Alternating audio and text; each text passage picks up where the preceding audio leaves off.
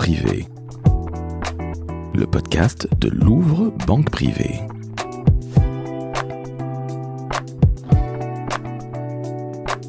Bonjour à tous, nouvel épisode de Dans Privé, le podcast de Louvre Banque Privée. Et aujourd'hui, j'ai le très grand plaisir de recevoir Henri Aucoin. Bonjour Henri. Bonjour.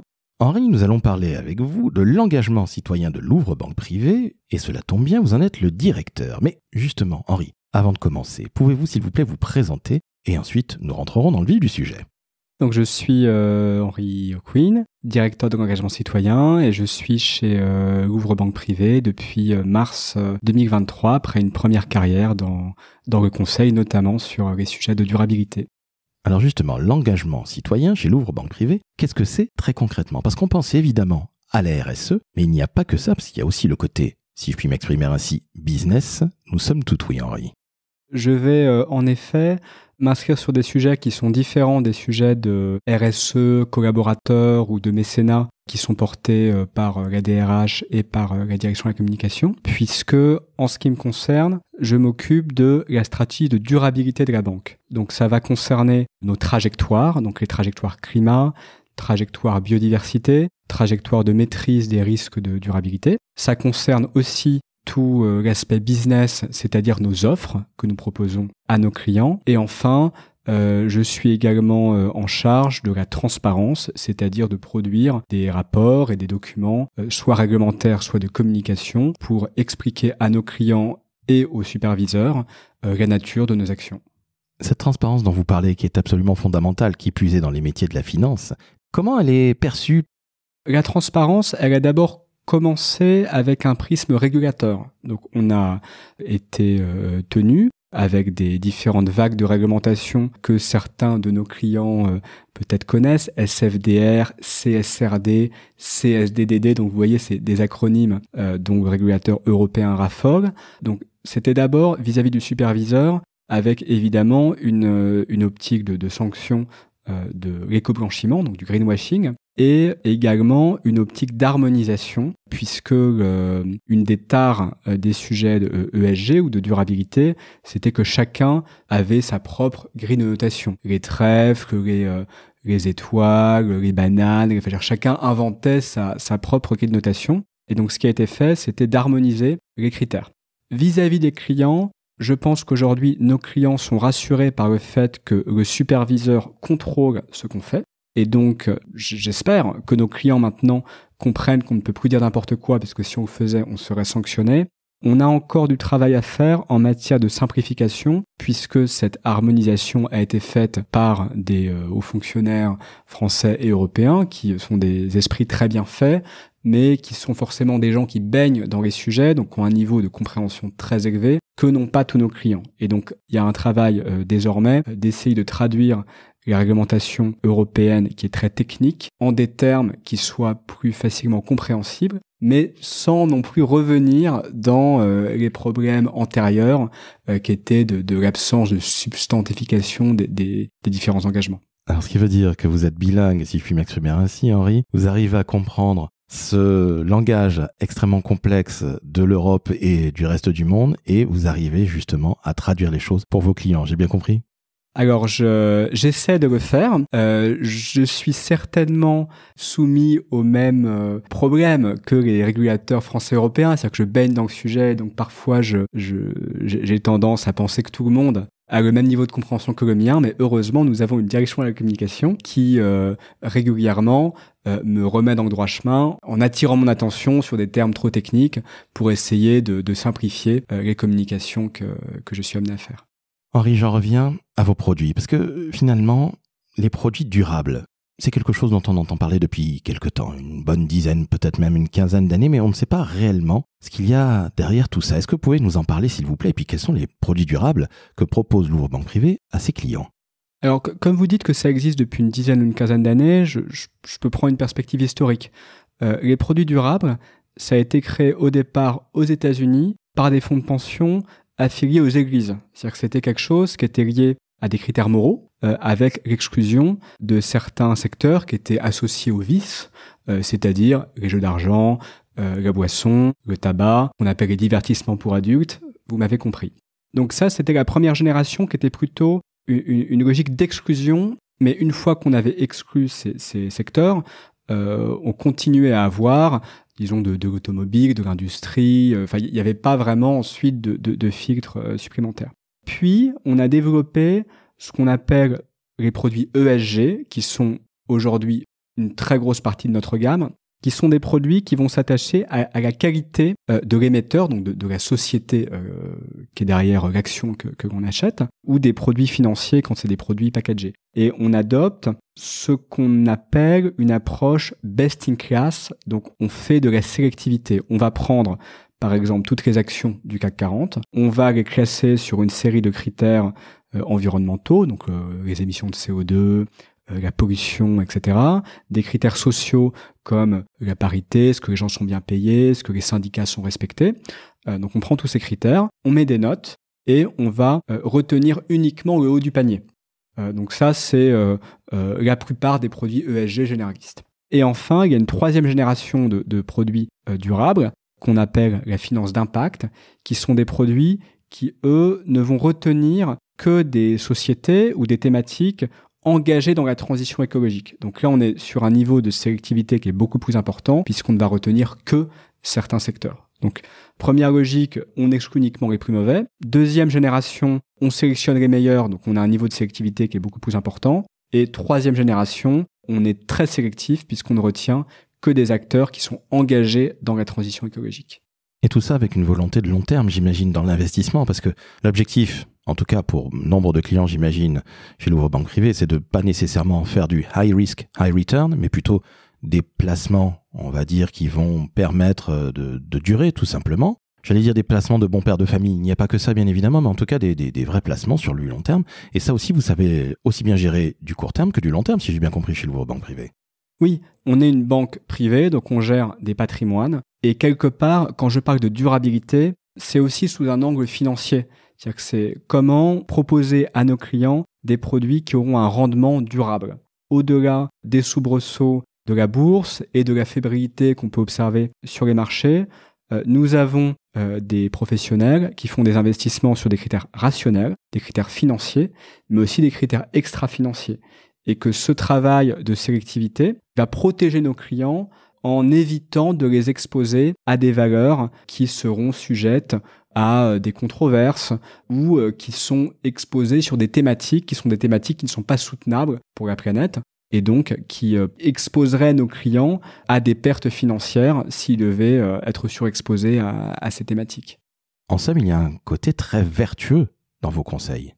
Oui, mais on n'est pas uniquement sur la vertu, c'est-à-dire qu'on est vraiment sur comment est-ce qu'on arrive à combiner la diversification sectorielle et géographique, qui est le cœur du métier des banquiers, la proposition de produits financiers performants, donc ça c'est le travail chez nous de sélection de la direction marketing ou le travail de gestion de notre direction de la gestion sous mandat, et enfin les critères extra-financiers qui vont permettre de réduire le risque extra-financier, donc le risque de controverse ou le risque de non-soutenabilité des investissements. Vous parliez de patrimoine à l'instant même. Est-ce que vous pouvez nous expliquer ce que c'est ? Parce que on imagine patrimoine, on imagine toujours de l'immobilier. Or, c'est pas nécessairement que ça. Oui, bien entendu. Donc, la clientèle des banques privées, ça va être soit des héritiers qui souhaitent avoir du conseil sur la manière de placer leur argent sur le long terme, des dirigeants d'entreprise, des professions libérales. Donc, on va avoir tous les types d'épargne. Vous avez des professions, des professions libérales où vous allez forcément avoir du patrimoine immobilier qui sera ensuite utilisé, par exemple, pour la retraite. Et ce qu'il faut retenir, c'est la diversification. C'est-à-dire que quand vous avez du patrimoine, l'intérêt d'une banque privée, c'est qu'on va proposer à nos clients de limiter le risque en diversifiant. Donc, si vous avez une crise immobilière, on va proposer à nos clients d'avoir également une partie de leur épargne en assurance vie pour pouvoir couvrir en partie l'impact négatif de cette crise. Et ça marche aussi dans l'autre sens. Donc, nous, on a vraiment à cœur de proposer une très large palette d'épargne, de produits d'épargne, pour faire en sorte que nos clients soient toujours protégés, quelle que soit l'activité économique, puisqu'il n'y a jamais tout qui va mal en même temps. C'est souvent, il y a une cyclicité. Donc, quand l'immobilier va mal, l'épargne financière remonte et inversement. J'imagine que les clients doivent être extrêmement heureux de ces excellents conseils que vous leur donnez. Bah écoutez, oui, oui, on espère. Enfin, là, je veux pas non plus nous jeter des fleurs et dans l'auto-satisfaction, mais en tout cas, ce qui nous fait marcher au quotidien, c'est la satisfaction de rendre un bon conseil aux clients. Alors évidemment, quand ils le reconnaissent et quand ils nous le disent, on est encore plus heureux.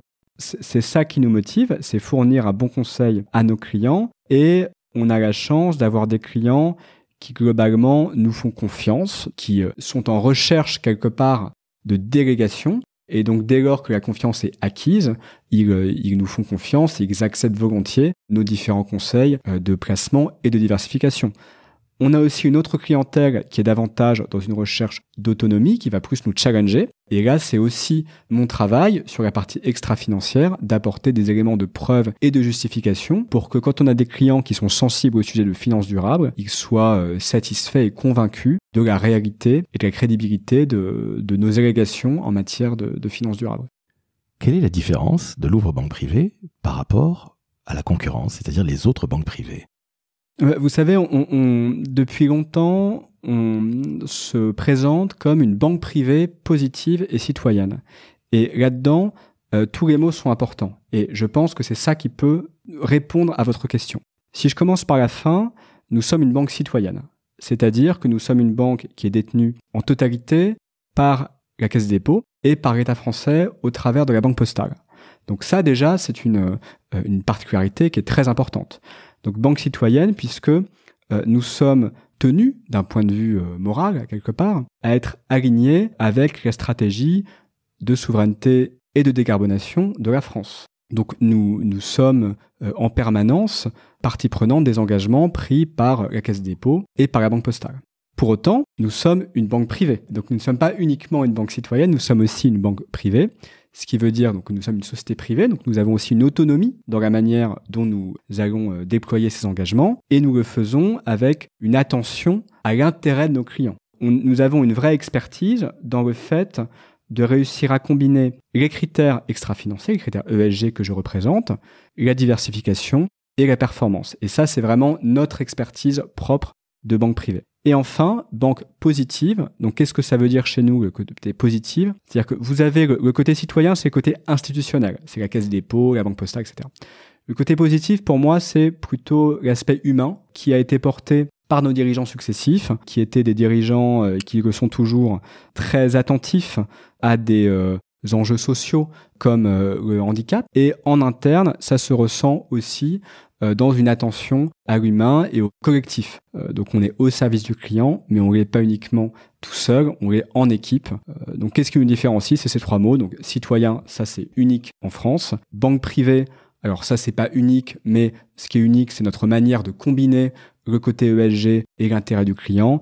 Et enfin, le côté positif. Et ça, c'est l'état d'esprit très particulier qu'il y a chez Louvre Banque Privée, de cette attention permanente à la fois donc à la thématique particulière du handicap qui nous tient à cœur et de manière générale au bien-être collectif. Je reviens sur vos clients. Et j'ai l'impression que Louvre Banque Privée, c'est la banque du travail de toute une vie d'un client. À savoir que ce sont des entrepreneurs, ce sont des gens qui gagnent bien leur vie. Mais j'ai l'impression qu'il y a ce côté très proche des clients, pérenniser les choses. Vous l'avez dit, avec des conseils qui évitent la volatilité des marchés financiers, de manière générale. Louvre Banque Privée, au final, ne ressemble vraiment pas à quelque autre banque privée. C'est vraiment la banque de ceux qui travaillent pour réussir. En tout cas, c'est l'impression que j'ai de l'extérieur. Je me trompe, Henri ? Non, c'est exact. Donc, on a évidemment plusieurs types de clientèle, mais je pense que nos clients, et donc nous aussi, on respecte l'argent.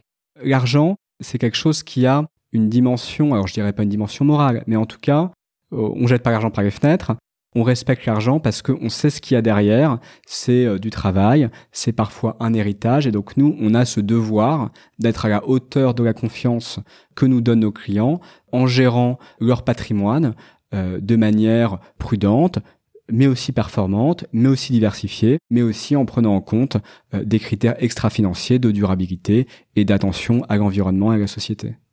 Et pour les collaboratrices et collaborateurs de Louvre Banque Privée qui sont au contact des clients, c'est un magnifique challenge. Oui, alors ça, oui, bien sûr. Enfin, vous avez raison. C'est un challenge de tous les jours, et je pense que on a des collaborateurs qui peuvent être fiers de travailler pour Louvre Banque Privée. quelque part, la banque, c'est pas le secteur le plus sexy qui existe. Et quand j'ai dit on respecte l'argent, l'argent, ce n'est pas vraiment une valeur. Et heureusement, quelque part, c'est quelque chose qui peut paraître assez désincarné, assez froid. Et le métier de banquier, c'est pas forcément celui qu'on a envie de mettre en avant dans les dîners en ville. Alors ça s'est un peu calmé depuis la crise financière où c'était vraiment mal vu, mais aujourd'hui, ça reste parfois difficile à affirmer. Et je pense que pour nous, du fait de notre positionnement, de notre lien avec les enjeux de souveraineté, les enjeux de finances durables, du fait de notre engagement philanthropique, je pense que c'est plus facile pour nous, dans un dîner en ville, de dire qu'on est fier de travailler pour Louvre Banque Privée que pour une banque lambda. J'imagine que depuis 2 ans, vous l'avez énormément testé dans les dîners que vous faites avec vos amis. Ouais, c'est plus facile que d'être consultant. Déjà, les gens comprennent ce que vous faites, ce qui n'était pas le cas avant. Oui, donc c'était tout bénef. Alors justement, Henri, comment êtes-vous arrivé à la banque? Parce que je crois que de prime abord, vous n'étiez pas nécessairement destiné à ça. Vous avez fait Sciences Po, félicitations à vous. Merci. Et vous êtes arrivé un jour dans la banque. Mais que se passe-t-il, Henri? Dites-nous tout. Eh bien, donc en effet, j'ai fait mes études à Sciences Po, dans le master affaires publiques. Donc j'ai fait beaucoup de droit public et beaucoup d'études des politiques publiques. J'ai préparé des concours administratifs. Ça n'a pas fonctionné, donc j'ai dû chercher du travail. Et à l'époque, le conseil, ça recrutait beaucoup. Comme j'étais très orienté secteur public, je connaissais rien au marché du travail. Donc, je vais pas dire que je suis entré là par hasard, mais j'ai postulé. Ça s'est bien passé avec le cabinet qui s'appelait Elancy qui m'a fait une offre.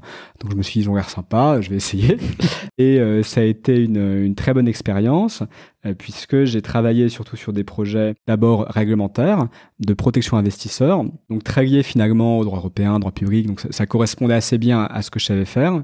Et puis au fur et à mesure, je me suis spécialisé sur les enjeux de finances durables, ce qui m'a amené chez Louvre Banque Privée dans différentes missions pour construire la stratégie de la banque dans la réponse aux différentes réglementations européennes sur la durabilité. Et c'est à la suite de cette mission qu'on m'a proposé de créer cette direction de l'engagement citoyen pour pérenniser cet engagement sur le long terme.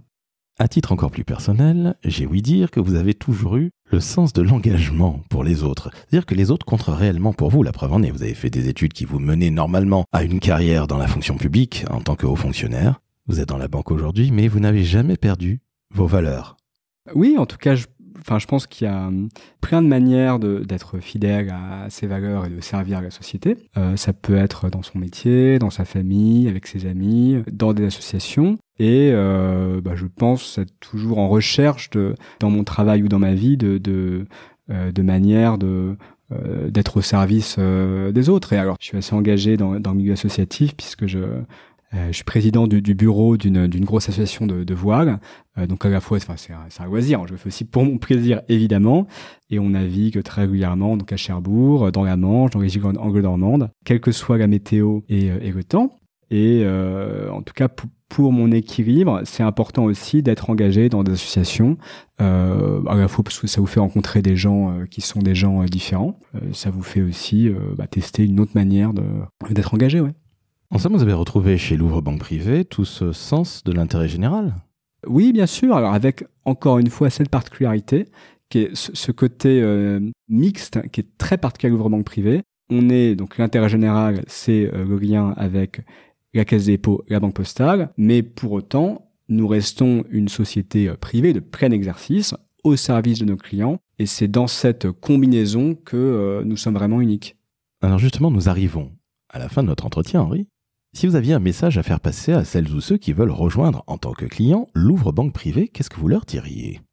Ce que je leur dirais, c'est n'ayez pas peur et faites-nous confiance. C'est-à-dire que j'ai pu expérimenter depuis mon arrivée toute la force des différentes expertises qu'il y a dans la banque. À la direction marketing, on a des professionnels de la gestion sous mandat et je les vois au quotidien, notamment en cette période de crise. Et c'est des gens qui, tous les jours, réussissent à trouver le chemin de passage, qui est évidemment assez étroit, pour garder le cap de la vision de long terme quels que soient les soubresauts des marchés, pour proposer à nos clients une stratégie patrimoniale qui protège leur épargne. Donc je pense que nos clients peuvent vraiment être rassurés sur la solidité de nos expertises financières et également sur la crédibilité de nos expertises extra-financières qui sont portées par moi mais aussi par les métiers qui ont vraiment intégré cette dimension dans leur quotidien. Et alors je ne demande pas qu'on nous fasse confiance uniquement sur parole, mais aussi parce que si nos clients veulent nous poser des questions, et je les invite à le faire, nous avons des preuves à leur apporter, nous avons de la documentation et on peut vraiment engager la discussion s'ils souhaitent en savoir plus sur la profondeur de nos engagements extra-financiers. Eh bien écoutez, merci à vous Henri, merci d'avoir si bien représenté Louvre Banque Privée, de nous avoir parlé d'un concept que finalement peu de gens connaissent, à savoir l'engagement citoyen. Et puis je note qu'il n'y a jamais de hasard dans la vie, que vous qui souhaitiez travailler dans la haute fonction publique, eh bien vous avez trouvé une autre voie qui est tout aussi citoyenne, qui est tout aussi belle, toujours avec le sens de l'engagement général chez Louvre Banque Privée. Finalement, vous étiez fait pour Louvre Banque Privée. Merci beaucoup. À très bientôt pour un nouvel épisode d'En Privé, le podcast de Louvre Banque Privée.